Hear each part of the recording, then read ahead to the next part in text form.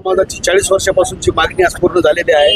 छत्रपती शिवाजी महाराजांच्या अश्वारूढ पुतळ्याचा आज अनावरण झाला. खासदार संजय जाधव यांच्या हस्ते. काय भावना आहे? पुतळ्यासाठी खूप परिश्रम घेतला तुम्ही, सुरुवातीपासून सातत्यानं प्रयत्न करत होते तुम्ही, अखेर आज महाराजांचा पुतळा विराजमान झाला या ठिकाणी. काय भावना आहे? महाराष्ट्राचे लोकप्रिय नेते, आमचे पक्षाचे मुख्य नेते एकनाथ शिंदे साहेब, महाराष्ट्राचे लोकप्रिय खासदार श्रीकांत शिंदे साहेब, हे दोघांच्या आशीर्वादानं जे मला बळ दिली, जे मला ताकद दिली, जे मला निधी दिला खालचे बेसिमिटीसाठी एकनाथ शिंदे साहेबांना, श्रीकांत शिंदे साहेबांना. आणि अनेक वर्षापासून इथं आमदार झाले, खासदार झाले, मंत्री झाले, पण छत्रपती शिवाजी महाराजाचा पुतळा ते बांधू शकले नाही. अनेक लोक सत्तेमध्ये होते, पण छत्रपती शिवाजी महाराजाला मानणारे 18 पगड जातीचे, सर्व समाजाचे, सर्व धर्माचे लोक छत्रपती शिवाजी महाराजाला मानणारे. का म्हणून छत्रपती शिवाजी महाराजाच्या सैन्यामध्ये मुस्लिम समाजाचे पण लोक होते. सर्व 18 पगड जातीला न्याय द्यायचं, स्वराज्य निर्माण करायचं काम कोणी देशामध्ये केलं असेल तो छत्रपती शिवाजी महाराजांना केला. आणि पाथरी विधानसभाचे सर्व शिवप्रेमाची भावना होती की छत्रपती शिवाजी महाराजाचा पुतळा सेलू कॉर्नरला बसायला पाहिजे. आणि मी लोकांना शब्द दिला होता की छत्रपती शिवाजी महाराजाचा पुतळा मी सेलू कॉर्नरला बसविणारच आहे. आज एकनाथ शिंदे साहेबांच्या आशीर्वादानं, श्रीकांत शिंदे साहेबांच्या आशीर्वादानं सेलू कॉर्नरवर छत्रपती शिवाजी महाराजाचा पुतळा बसलेला आहे.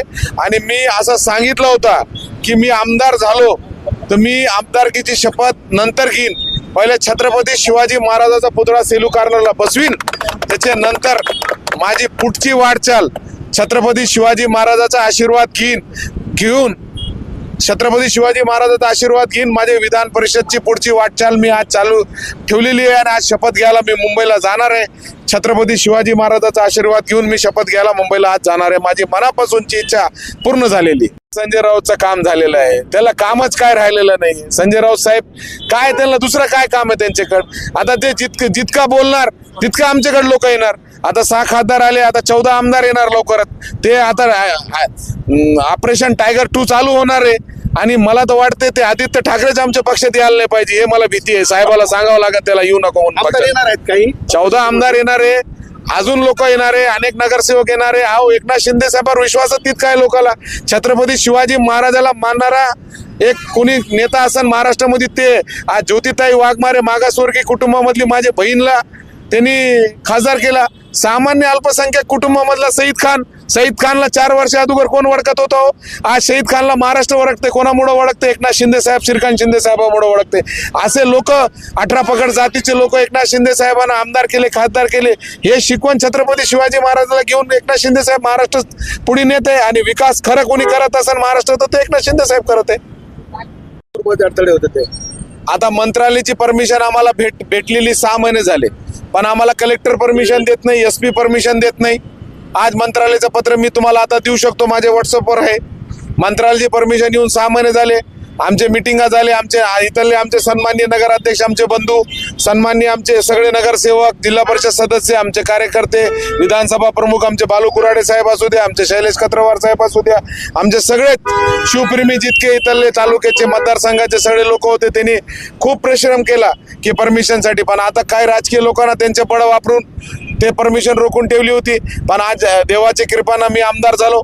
आणि मी जे शपथ घेतली होती की मी विधानसभाची पुढची वाटचाल तुम्हाला आता जे सांगितली की मी छत्रपती शिवाजी महाराजाची बसूनच त्यांचा आशीर्वाद घेऊनच पुढची वाटचाल सुरू करणार आहे. आता एकनाथ शिंदे साहेबांना, श्रीकांत शिंदे साहेबांच्या आशीर्वादानं मी आमदार झालेलो आहे. आमदार होऊन मी चांगले कार्य गोरगरिबासाठी न्याय देण्यासाठी एकनाथ शिंदे साहेबांच्या आशीर्वादाखाली आपण काम करू. आणि सन्माननीय आमचे नेते परभणी जिल्ह्याचे खासदार बंडू जाधव साहेब, त्यांच्या मार्गदर्शनाखाली काम करू. आणि परभणी जिल्ह्यात लोकांना चांगले दिवस येण्यासाठी आम्ही काम करू. कसं आहे, उद्धव साहेब लय मोठे माणसं आहे, मी तर काय सांगायला नाही पाहिजे. उद्धव साहेबावर काय वेळ आली बघा. अक्षदा मंगल कार्यालयामध्ये 300 लोक बसते, माझे पुतळ्याच्या आवाराला 1000 लोक होते इथं.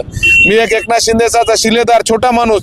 आज उद्धव साहेबावर अशी अवस्था इथले पुढाऱ्यांना आणलेली की 300-300 लोकांमध्ये बसलेल्या हॉलमध्ये सभा घ्यायची वेळ आलेली आहे. एकनाथ शिंदे साहेब असा नेतृत्व आहे, त्याला बघायला 25,000 लोक येते. एकनाथ शिंदे साहेबांची अशी परिस्थिती महाराष्ट्रामध्ये झालेली आहे. एकनाथ शिंदे साहेब कुठून गेले तर रस्त्यावर हजारो लोक उभा राहते. का म्हणून एकनाथ शिंदे साहेबांना त्यांच्या 2.5 वर्षाच्या काळामध्ये मुख्यमंत्री सहायता निधीच्या माध्यमातून 450 कोटी रुपये दिले. 80,000 लोकांचा जीव वाचवायचं काम एकनाथ शिंदे साहेबांनी केलं. आणि उद्धव साहेबांना 2.5 वर्षात 2 कोटी रुपये दिले आणि 17 लोकांचा जीव वाचविला. हे फरक एकनाथ शिंदे साहेबांमध्ये आणि उद्धव साहेबांमध्ये आहे. उद्धव साहेब घरात बसून लाईव्ह करते आणि एकनाथ शिंदे साहेब, तुम्ही अनिल कपूरची पिक्चर बघितली का? नायक. आमचे नेते नायक आहे. सर्वसामान्य रोडवर उतरणं काम करणारा नेता महाराष्ट्रामध्ये कुणी असेल तर ते एकनाथ शिंदे साहेब आहे. आणि 2029ला आम्हाला 100% खात्री आहे, लोक त्यांना डोक्यावर घेऊन महाराष्ट्राचा मुख्यमंत्री करतील. संजय राऊत